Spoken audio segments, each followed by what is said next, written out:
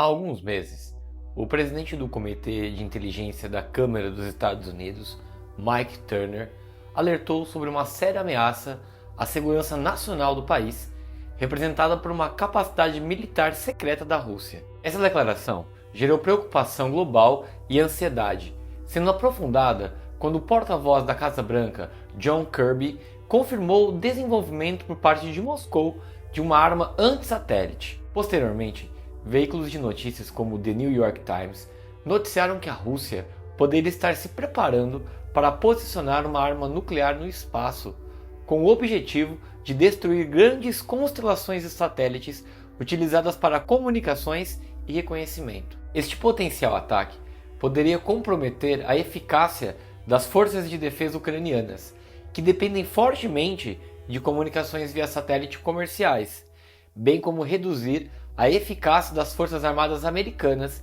e de seus aliados, que também são dependentes desses sistemas. No passado, durante a Guerra Fria, Moscou e Washington testaram armas anti-satélite. No entanto, se a Rússia decidisse atualmente posicionar uma arma nuclear no espaço para atacar outros satélites, isso representaria um desenvolvimento sem precedentes e uma clara violação do Tratado do Espaço Exterior de 1967. Apesar disso, para o Kremlin, os possíveis custos de uma violação podem ser vistos como compensados pelos benefícios esperados. As armas anti-satélite convencionais, demonstradas por Moscou até o momento, não são capazes de destruir as grandes constelações de satélites públicos e privados. Mas uma arma nuclear anti-satélite poderia sim destruir um grande número de satélites de uma só vez.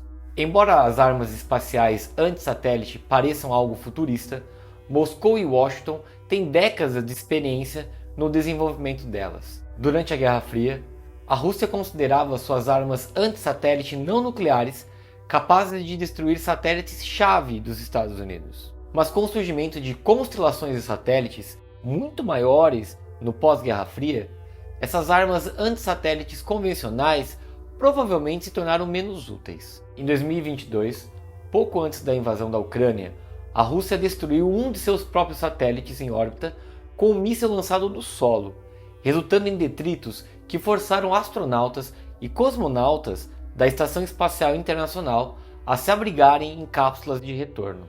A tendência de implantar constelações de satélites em grande número torna os sistemas espaciais mais resistentes. A Rússia tentou, sem sucesso, usar essa guerra eletrônica para bloquear satélites da constelação Starlink e SpaceX, que fornece comunicações vitais para os ucranianos. Se Moscou buscar uma maneira mais eficaz de eliminar rapidamente um grande número de satélites, eles poderiam desenvolver uma arma anti-satélite nuclear no espaço que geraria um pulso eletromagnético que poderia inutilizar muitos satélites de uma só vez. Mesmo que os russos provavelmente hesitassem em usar esse tipo de arma, a sua mera presença em órbita já seria uma grande preocupação. A simples ameaça de desenvolver uma arma desse tipo poderia oferecer ao Kremlin um poder de barganha significativo em futuras negociações com os Estados Unidos. Caso Putin decidisse implantar uma arma anti-satélite nuclear, seria muito difícil desviar seu curso. Esse ato seria um sinal de que a Rússia vê as constelações de satélite como uma ameaça clara à sua segurança nacional. A melhor opção dos americanos é buscar apoio de outras potências espaciais, como China e Índia, para coletivamente impedir o Kremlin. No passado, o espaço sideral era mantido conjuntamente para uso de toda a humanidade. Entretanto, a competição entre grandes potências e a ascensão da economia espacial privada estão transformando essa realidade. A nova Guerra Fria entre Estados Unidos, Rússia e China está se espalhando para o espaço. A OTAN, por exemplo, declarou o espaço como um domínio operacional. Como na antiga Guerra Fria, a nova também representa uma ameaça à vida na Terra, desde os perigos dos detritos espaciais até a possibilidade da destruição de um satélite em órbita terrestre baixa, da qual dependem grande parte das tecnologias modernas. Mas e a questão da Lua? A quem ela pertence? Essa já não é mais uma questão retórica, mas sim uma pergunta que evidencia as fragilidades no ambiente espacial. O ex-presidente dos Estados Unidos, Donald Trump, foi além com uma ordem executiva em 2020 autorizando o desenvolvimento comercial dos recursos espaciais e rejeitando a noção de que o espaço é um bem comum global. Mas o Tratado do Espaço Exterior de 1967 foi assinado e ratificado por 113 países, incluindo os Estados Unidos, a Rússia e a China, teoricamente barrando essas novas legislações e ambições de cada país. Infelizmente, tanto a tecnologia quanto a geopolítica ultrapassaram o tratado internacional. O tratado não aborda uma infinidade de questões criadas pela proliferação de atividades espaciais, como o crescente problema dos detritos espaciais ou como lidar com o ofuscamento de satélites. Além disso, falta um mecanismo para resolver disputas. Existem alguns acordos legais adicionados sobre o Escritório das Nações Unidas para os assuntos do espaço exterior, cobrindo questões como responsabilidade por danos causados por objetos espaciais, segurança, resgate de espaçonaves e astronautas e o registro de atividades espaciais. Em teoria, o Acordo da Lua de 1979 poderia arbitrar o comportamento dos países na Lua, mas ele não foi ratificado por nenhuma das principais potências espaciais e é visto como um tratado fracassado. O espaço está caminhando para uma disputa anárquica por vantagem, em meio a regras e reivindicações conflitantes, espelhando os problemas geopolíticos na Terra para o espaço. O breve momento de idealismo pós-Guerra Fria sobre o espaço se foi. A Rússia está cancelando seu envolvimento com a Estação Espacial Internacional, ISS, a qual se juntou em 1993. A NASA é proibida de cooperar com a China pela Emenda Wolf de 2011, mas essa proibição não conseguiu atrasar o notável programa espacial da China, que já visitou com sucesso o lado oculto da Lua e até mesmo pousou seu próprio rover em Marte. As capacidades espaciais de Pequim agora estão apenas um passo atrás da dos Estados Unidos. Enquanto isso, o teórico dono das regras espaciais, o Escritório da ONU para Assuntos no Espaço Exterior, não tem poder para brecar a crescente competição. A NASA, por seu lado, procurou diminuir a bagunça e criar regras para facilitar os seus esforços de retorno à Lua e a preparação para uma viagem a Marte, criando o programa Artemis. O presidente Joe Biden continuou o programa que começou sob a administração de Trump. A NASA estabeleceu um conjunto de acordos sobre transparência e também um código de conduta para as agências espaciais civis, com o objetivo de guiar a exploração da Lua e de Marte, exatamente os lugares de onde um Star Wars da vida real pode realmente acontecer. Além das regras, o Artemis é um plano complexo e voltado para colocar americanos e países parceiros de volta à Lua. A NASA colaborou com empresas como a SpaceX de Elon Musk para grande parte da tecnologia de lançamento espacial desse projeto. O Artemis 1, o voo de teste inicial usando seu sistema de lançamento espacial destinado a levar astronautas à Lua na cápsula Orion, foi lançado com sucesso em novembro do ano passado. Se as regras do Artemis não tivessem sido elaboradas unilateralmente pela NASA, elas poderiam ter servido como uma forte proposta dos Estados Unidos para basear regras globais negociadas,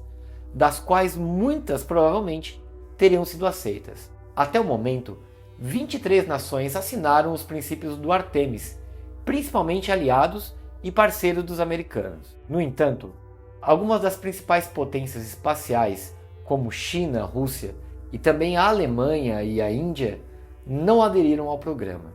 Alarmada com a atividade dos Estados Unidos, a China acelerou significativamente o seu investimento nos seus próprios planos de exploração lunar, além de colaborar com a Rússia em uma futura base lunar e outras atividades no espaço. Os princípios do Artemis são em sua maioria razoáveis e protegem contra vulnerabilidades e riscos compartilhados. Isso inclui seguir as disposições do Tratado do Espaço Exterior, sobre o respeito com atividades de outros países, acesso aberto a dados científicos, fornecimento de notificações, coordenação de atividades para resolver problemas e também desenvolver uma infraestrutura de exploração, como instalações de aterrissagem, armazenamento de combustível e sistema de comunicação e energia que todos possam usar.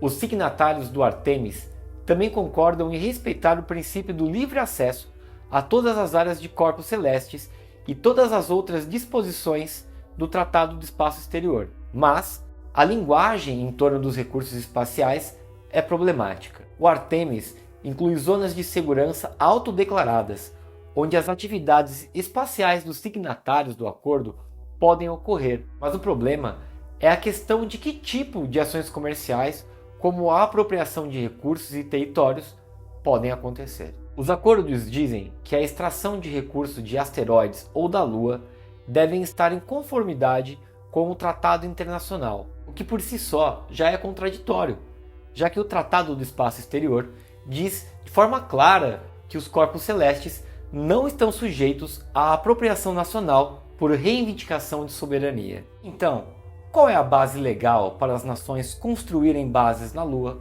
ou concederem às suas respectivas empresas nacionais direitos para minerar corpos celestes ou, de fato, reivindicar propriedades para erguer bases? Quem é o dono da Lua, afinal?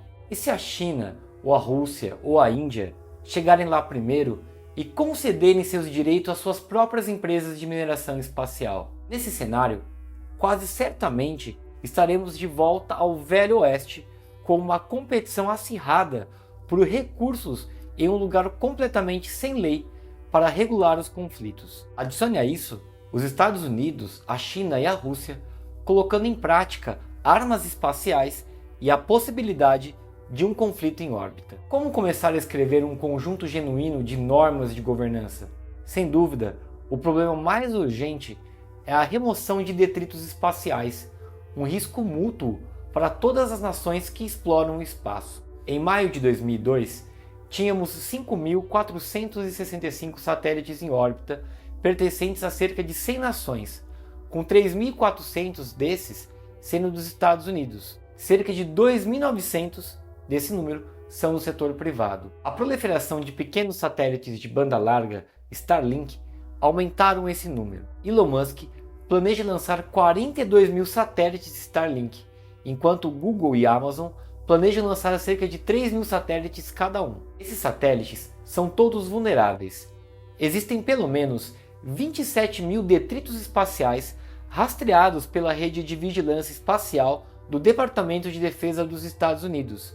E esses são só os grandes. Existem também mais de 500 mil pedaços pequenos, com menos de 2 polegadas de comprimento, vagando ao redor da Terra. Até mesmo pequenos pedaços de detritos, viajando a cerca de 35 mil km por hora, podem causar danos catastróficos aos satélites que viajam na mesma velocidade. Além disso, existe o problema da órbita congestionada. Em dezembro do ano passado, um satélite da Starlink por pouco não colidiu com a estação espacial chinesa. Mesmo durante a Guerra Fria, os Estados Unidos e a União Soviética estabeleceram algumas regras de conduta, desde tratados de redução de armas até a cooperação em doenças infecciosas. Mas até agora há um vazio perigoso de regras para o comportamento no espaço exterior, um problema compartilhado por todas as nações que exploram o espaço. Diminuir esse vazio será uma tarefa difícil, mas o problema mútuo dos detritos espaciais pode oferecer um ponto de partida. As principais potências espaciais, Estados Unidos, China, Rússia, União Europeia, Japão e Índia, têm uma responsabilidade perante o espaço. Esses 6 atores poderiam se concentrar no problema dos detritos, identificando as melhores práticas para remover o lixo orbital, como uma arquitetura aberta a novas potências espaciais como Israel e Coreia do Sul. Os americanos têm muito a contribuir com as capacidades da NASA e sua incomparável rede de vigilância espacial do Departamento de Defesa, rastreando esses detritos espaciais. Há também uma série de empresas do setor privado e startups nos Estados Unidos, Japão, Europa e China que desenvolveram várias tecnologias para remover detritos espaciais, reflexo de uma economia espacial privada em expansão. Felizmente, mesmo esse problema urgente de senso comum e óbvio torna-se politicamente muito difícil, exigindo uma liderança diplomática num cenário geopolítico complexo e instável, para dizer o mínimo. O vazio no domínio do espaço exigirá tempo e provavelmente uma crise para provocar algum acordo substancial que traga mais ordem de fato. Mas, inevitavelmente, para o bem ou para o mal, teremos que regular melhor o uso do espaço pela humanidade. Diante dos desafios e ameaças crescentes na geopolítica espacial, é fundamental refletirmos sobre o futuro do espaço como um domínio compartilhado. A competição entre potências, a proliferação de detritos espaciais e a busca por recursos estão moldando um novo capítulo na corrida espacial. Então é essencial buscar soluções colaborativas e criar normas de direção para garantir segurança e sustentabilidade espacial. Obrigado a você que assistiu até o final. Se inscreva no canal para os próximos conteúdos e não se esqueça de deixar o seu joinha. Até a próxima, aqui no Sociedade da História.